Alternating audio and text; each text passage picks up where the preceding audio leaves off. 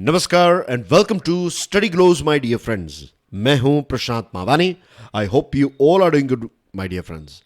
आज हम हमारे देश भारत के बारे में स्पेसिफिकली अगर बात करें तो हमारी जो नेवी है उसके बारे में और इंडियन ओशियन रीजन के बारे में विस्तार से चर्चा करने वाले हैं। सबसे पहले शुरुआत करते हैं एक इंडियन ओशियन के मैप से। तो as you can see on your screen, ये है इंडियन ओशियन, हिंद महासागर। हिंद महासागर अकेला ऐसा महासागर है जिसका नाम किसी देश पर से है। हमारा देश भारत देखिए कितने स्ट्रेटेजिक लोकेशन पर हमारा देश बैठा हुआ है। Let me change the colour of the pen ताकि आप इसको अच्छी तरीके से देख सकें। राइट, तो यहां पर देखिए हमारा देश जो है वो बहुत ही अच्छे लोकेशन पर है।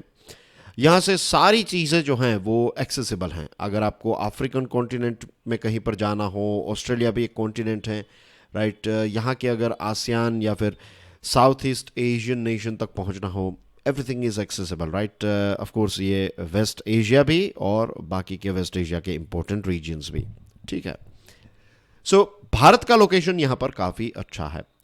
यहाँ पर आप देख सकते हैं कि ऑस्ट्रेलिया के कुछ आइलैंड्स हैं। राइट, ये फ्रांस का आइलैंड है। फ्रांस के बहुत सारे आइलैंड्स आपको यहाँ पर नज़र आते हैं। इसके साथ अगर थोड़ा जूम करके देखें देन यू विल फाइंड कि यहाँ पर ये वाला लोकेशन जो है ना, यहाँ पर आपको ब्रिटेन के आइलैंड्स नज़र आते हैं, ब्रिटिश इंडियन ओशियन टेरिटरी। और ये टेरिटरी जो हैं ये ब्रिटेन ने थोड़े समय के लिए, कुछ सालों के लिए दे दी हैं एज ए लीज पर। यूएसए को ये चीज़ें जो है वो प्रोवाइड कर दी है। अभी यूएसए भी यहाँ का स्टेक होल्डर बन जाता है, फ्रांस स्टेक होल्डर है, ब्रिटेन स्टेक होल्डर है। तो कुछ ऐसे पावरफुल देश जो हैं वो भी इंडियन ओशियन के स्टेक होल्डर बन जाते हैं क्योंकि यहाँ पर उनके छोटे छोटे आइलैंड्स हैं। राइट, ये बेसिक चीज़ें समझना आज की डिस्कशन के लिए बहुत ही इंपॉर्टेंट है। अब यहाँ पर एक ऐसा देश है जो एक्सपांशन करने लगा है ना। आई एम श्योर आपको पता चल गया होगा कि सर अभी चाइना का ही नाम लेंगे। जी हाँ दोस्तों, चाइना की ही यहाँ पर हम बात करने वाले हैं। चाइना को ध्यान में रखते हुए और हमारी खुद की एक स्ट्रेटेजी को ध्यान में रखते हुए भारत दो चीज़ें चाहता है। भारत, व्हेन आई से भारत, आई मीन टू से हम इंडियन नेवी के बारे में अगर बात करें तो इंडियन नेवी को लेकर हमारे देश के दो बड़े लक्ष्य हैं। नंबर वन इज़ कि हमारी नेवी जो है ये खुद ब्लू वाटर फोर्स, और ज़्यादा हमारी नेवी को ब्लू वाटर फोर्स ही कहा जाता है। किसी भी नेवी को ब्लू वाटर फोर्स, लेकिन स्पेसिफिकली अगर आप किसी को ब्लू वाटर फोर्स कह रहे हैं दैट मीन्स के उस देश की नेवी जो है वो बहुत ही ज़्यादा स्ट्रांग है, उसकी रीच जो है वो बहुत ही ज़्यादा है। और एक इंटरेस्टिंग बात मैं आपको बताना चाहता हूँ। राइट, आर्मी जो होती है, ऑफ कोर्स आर्मी, नेवी और एयरफोर्स, तीनों चीज़ें जो हैं ये बहुत ही इंपॉर्टेंट है। इसमें बिल्कुल ऐसा नहीं है कि आर्मी कमज़ोर है और नेवी सबसे इंपॉर्टेंट है। सभी का इंपॉर्टेंट रोल है। लेकिन एक चीज़ समझिए कि एक देश जिसके पास आर्मी है तो वो उस लिमिटेड क्षेत्र में ऑपरेट कर पाएगा। Same thing goes with air force as well.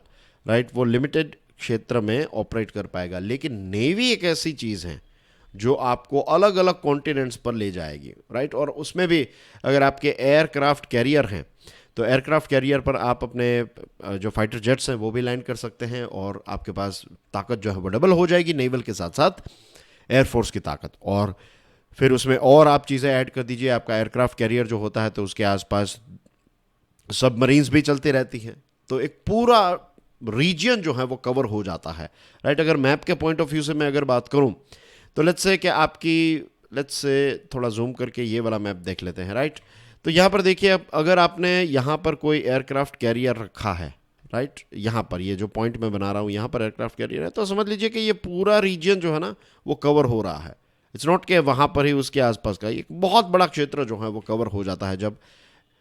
तो नेवी जो है उसकी ये ताकत है और जितनी नेवी स्ट्रांग होगी उतना ही आपका देश जो है वो स्ट्रांग होगा। और अच्छी बात है कि इंडियन ओशियन में मीन्स उसके साथ हम बॉर्डर शेयर कर रहे हैं तो हमारी नेवी जो है उसकी एक परंपरा रही है, काफ़ी स्ट्रॉन्ग नेवी रही है हमारी।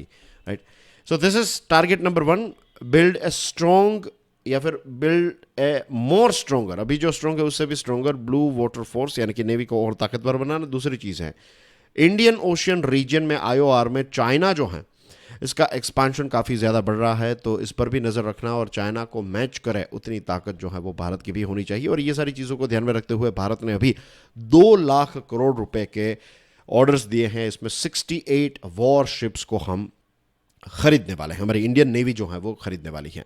फिलहाल हमारी इंडियन नेवी की बात करें तो हमारे पास 132 वॉरशिप है, 143 एयरक्राफ्ट और 130 जितने हेलीकॉप्टर्स जो हैं वो सिर्फ हमारी इंडियन नेवी के पास हैं। और ये जो ऑर्डर दिया है ना, तो इस ऑर्डर में 8 नई कॉर्वेट्स, 9 सबमरीन्स, 5 सर्वे वेसल्स और 2 मल्टीपर्पस व्हीकल्स जो हैं उनको भी अप्रूवल जो है वो दिया गया है।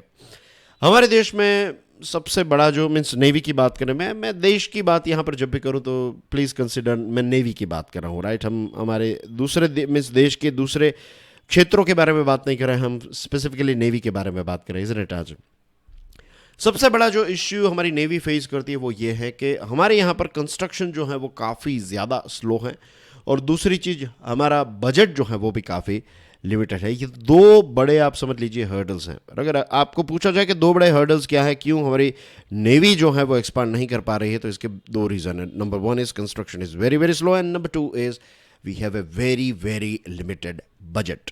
और 2030 तक हमारे पास 155 से लेकर 160 जितनी वॉरशिप्स होगी। अभी कितनी हैं? 136 जितनी हैं, राइट। तो आप समझ लीजिए 20-25 जो हैं वो हम इसमें ऐड करेंगे। 2035 तक हमारा टारगेट ये है कि हमारे पास 175 से लेकर 200 जितनी वॉरशिप्स जो हैं वो होगी। ये 2035 का टारगेट है। और इसी के साथ साथ नेवी के साथ हमारी जो एयर एसेट्स हैं उसको भी हमें उतना ही एनहेंस करना पड़ेगा। सिर्फ शिप्स से नहीं, शिप्स के साथ साथ जो एयर एसेट्स हैं वो भी हमें चाहिए। तो एक पूरा कॉम्बो जो है वो इंक्रीज होगा। तो ये बातें हैं हमारे देश भारत की, राइट। ये हमारे टारगेट्स हैं कुछ। अब चाइना की बात करें, चाइना जो है वो धड़ाधड़ अपने ओवरसीज बेसिस जो हैं वो एक्सपांड कर रहा है, और इंडो पैसिफिक रीजन में एक अब कह सकते हैं कि चाइना बहुत ही एग्रेसिवली स्प्रेड हो रहा है। रही बात इंडो पैसिफिक के कुछ रीजियंस की, तो यहां पर देखिए आपकी स्क्रीन पर हैं गल्फ ऑफ एडन, राइट। ये अफ्रीका रहा, और इसीलिए मैं ये सारी चीज़ें जो है वो स्टार्टिंग में ही आपको पूरा इंडियन ओशन रीजन जो है वो दिखाया। उसके पीछे मेन रीज़न यही था। अब यहाँ पर आ जाइए, as you can see here Gulf of Aden, और गल्फ ऑफ एडन ये अरेबियन सी है, बाकी इस साइड अरेबियन सी है, गुजरात और वो सारी चीज़ें यहाँ पर आएगी, महाराष्ट्र। तो यहाँ से जैसे आप गल्फ की तरफ आगे बढ़ते हैं अफ्रीका के ऊपर के पोर्शन की तरफ, तो यहाँ पर जो गल्फ ऑफ एडन है यहाँ से होकर आप पहुँचते हैं यहाँ पर जिबूटी। और यहाँ पर ये वाला एरिया जो है दिस इज़ बाब अल मंदेब, एक बहुत ही इंपॉर्टेंट चीज़ है जो रेड सी और गल्फ ऑफ एडन को ज्वाइन करने वाली कड़ी जो है वो यहाँ पर है, और उस पर बैठा हुआ एक अफ्रीका का देश है, एंड दैट इज़ जिबूटी। एक छोटा सा देश है, राइट। उसका कैपिटल जो है उसका नाम है सिटी ऑफ जिबूटी।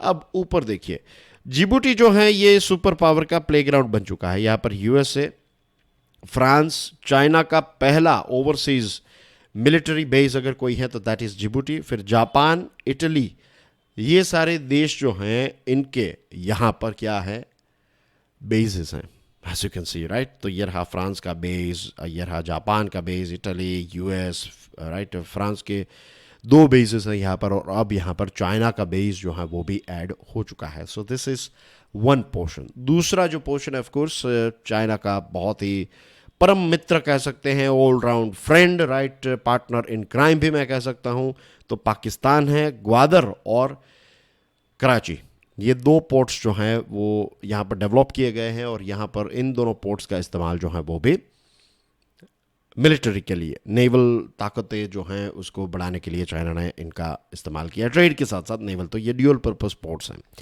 फिर एक जगह है कैम्बोडिया, साउथ चाइना सी के बारे में अब हमने इससे पहले बहुत बार डिस्कशन की है। आई एम श्योर आपने मेरे पुराने लेक्चर्स, पुराने इन द सेंस कि जो दूसरे टॉपिक्स पर मैंने जो लेक्चर्स लिए हैं वो देखे होंगे स्टडी ग्लोज पर। तो साउथ चाइना सी को लेकर मैंने आई थिंक 2-3 लेक्चर्स तो बनाए हैं जिसमें साउथ चाइना सी को काफ़ी अच्छी तरीके से एक्सप्लेन किया है, और जो 9 डैश लाइन थी वो 10 डैश लाइन हो गई। ये सारी चीज़ें हमने डिस्कस की थी, तो वो सारी डिटेल्स में नहीं जा रहे हैं कि कैसे चाइना ये पूरा साउथ चाइना सी जो है वो हड़पना चाहता है या फिर हड़प लिया ही है। अब यहाँ पर देखिए, ये कैम्बोडिया नाम का जो देश है ना, तो यहाँ पर उनका एक नेवल बेस है, मीन्स यहाँ पर एक पोर्ट है रिम, और यहाँ पर चाइना ने एक नेवल बेस जो है वो बना लिया है। तो this is how China is spreading in various different parts of the world, और ख़ास करके इंडो पैसिफिक में वो स्प्रेड हो रहा है।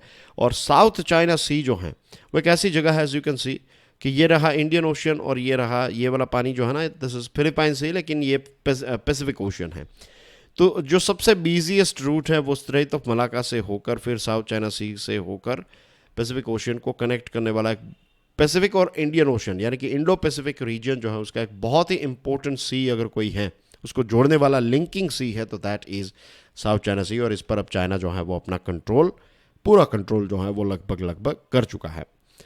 तो ये जो एक्सपांसन है ना चाइना का, इसको हमें मैच करना पड़ेगा। अब आज रियलिटी ये है कि चाइना जो है उसकी नेवी दुनिया की सबसे बड़ी नेवी है। यूएसए की नेवी एक वक्त पर बड़ी हुआ करती थी, लेकिन अब यूएसए से भी बड़ी बड़ी नेवीज जो हैं वो हैं।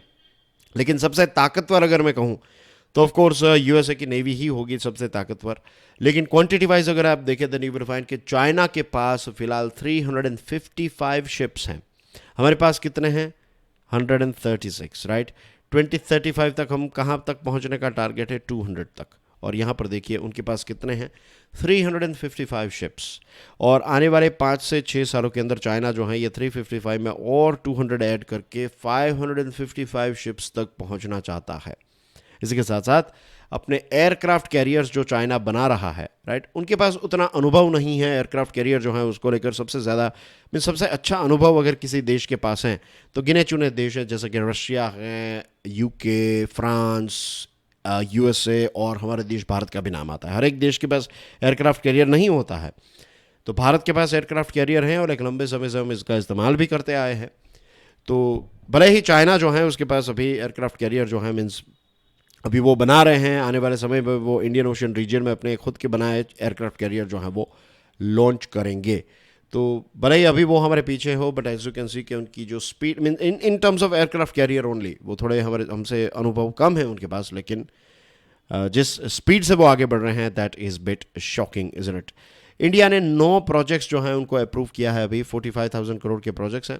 तो इसमें भारत ने 12 सुखोई 30 MKI फाइटर जेट्स का ऑर्डर दिया है, 5 next generation naval survey vessels, 800 light armoured multipurpose vehicles और 200 जितने Dhruvastra anti tank guided missiles जो हैं इनका भी ऑर्डर दिया है।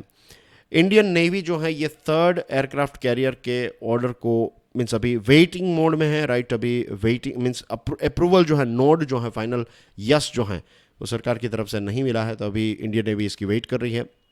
इसी के साथ जो INS विक्रांत है तो उसका एक रिपीट ऑर्डर दिया जा रहा है। ये 45,000 टन की एक शिप होगी, एयरक्राफ्ट कैरियर होगा। तो यहाँ पर ये भी एक चीज़ सामने आती है कि ये 45,000 टन से अच्छा है कि हम 65,000 टन का कैरियर जो है ये ऑर्डर करें, ये ज़्यादा कॉस्ट इफेक्टिव रहेगा, राइट। भारत को बड़े एयरक्राफ्ट कैरियर की ज़रूरत है। छोटा मीन्स दिस इज़ नॉट छोटा, लेकिन comparison to 45,000 ton we need means 65,000 ton वाले जो होते हैं ये कॉस्ट इफेक्टिव होते हैं, तो इनको ही हमें ऑर्डर करना चाहिए। दूसरी जो चीज़ है वो ये है कि हमारी जो अंडर वाटर कॉम्बैट कैपेसिटी है वो डिप्लीट होती जा रही है। बहुत सारी सबमरीन्स जो हैं वो पुरानी होती जा रही है, तो हमें उनको डीकमीशन करना पड़ रहा है। वैसे देखा जाए तो हमने नई शिप्स को भी मीन्स नई सबमरीन्स जो हैं उनको भी ऐड किया है, राइट। लेकिन ओवरऑल जो प्रोजेक्ट 75 इंडिया जो है तो ये डिले में चल रहा है और इसकी वजह से हमें टाइम पर डिलीवरी जो है वो शिप्स की नहीं मिल रही। जो मैंने आपको बताया ना कि एक कंस्ट्रक्शन जो है शिप का उसको लेकर हमारे देश में थोड़ा डिले चलता है। तो 6 सबमरीन्स और मिलने वाली थी, तो इसमें अभी डिले चल रहा है। और इसी के साथ अभी भारत ने यह तय किया है कि हम 3 और स्कॉर्पियन सबमरीन्स जो हैं वो हम यूज़ करेंगे या फिर ख़रीद लेंगे, राइट। इसी के साथ 7 स्टील्थ फ्रिगेट्स, ये प्रोजेक्ट 17A, प्रोजेक्ट 17A जो हैं, तो इसमें 24-26 के बीच में हमें 7 स्टील्थ फ्रिगेट्स जो हैं वो मिलेगी और इसका कॉस्ट है 45,000 करोड़ रुपीज़। और ये जो शिप्स हमने ऑर्डर की ना, स्टार्टिंग में हमने जो डिस्कशन किया, तो इसमें से ज़्यादातर शिप्स जो है वो हमारे देश में ही कंस्ट्रक्ट की जाएगी। 2 फ्रिगेट्स जो हैं वो रशिया से आने वाली हैं और 2 गाइडेड मिसाइल डिस्ट्रॉयर्स, एक इम्फाल है और एक सूरत है, तो इनको भी हम ऐड करने वाले हैं। अभी कुछ समय पहले की बात है जब INS विशाखापट्टनम और INS मोरमुगांव को हमने कमीशन किया, इनको नेवी में ऑफिशियली ज्वाइन कर दिया। और ये सारी चीज़ें जो हैं ये प्रोजेक्ट 15B के तहत काम कर रही है और ये 35,000 करोड़ रुपीस का ये प्रोजेक्ट है। तो इसमें INS विशाखापट्टनम और मोरमुगांव जो है इसको ऐड कर दिया है।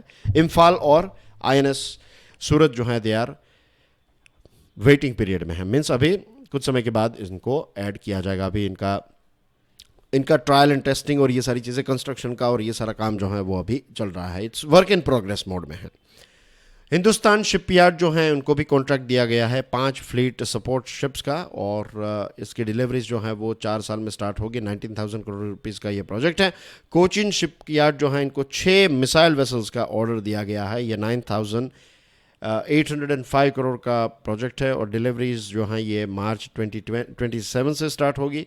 और गोवा शिपयार्ड और GRSC जो है ये 11 पेट्रोल वेसल्स बनाने वाले हैं। ये 9,781 करोड़ का है और सितंबर 2026 से डिलीवरीज जो है वो स्टार्ट हो जाएगी।